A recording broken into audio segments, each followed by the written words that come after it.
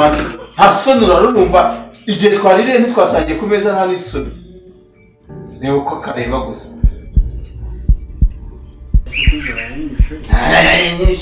inzara yarinyishe ntabwo twasangiye ku meza uko bigahaga nta n'isoni ako nzakugire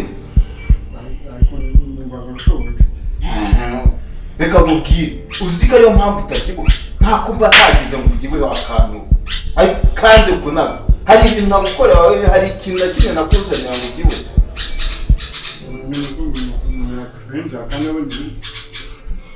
ibiryo si ibi ni ibiryo kandi byasigaye ku masahani reka mubwire wowe nzongera urabumva nzakuniga nzakuniga ngusubize mu cyaro urumva uko wamuswa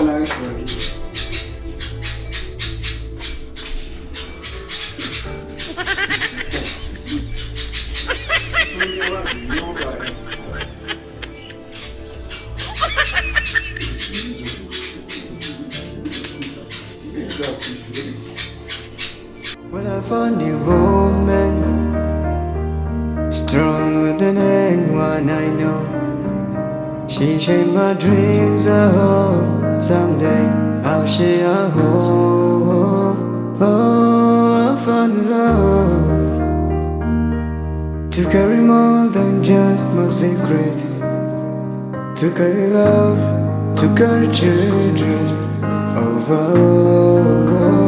We were still. What Mr. Maki? Mr. Maki? Yego bro. Ngwino ngutume, banguka gira vuba. Naje. Ariko na igera guhamagara ntabwo bawumva wowe.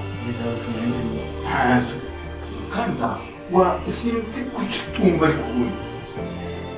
Siwe nari muzewe navuga akazi nari ntabwo nari nasohoka.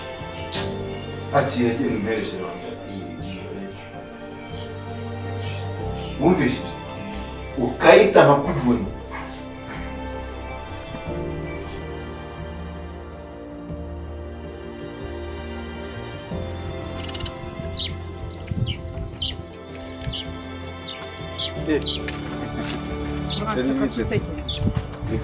Uranse kutakira.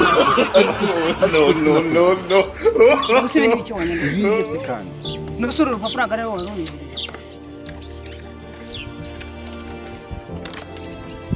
Akose sheri.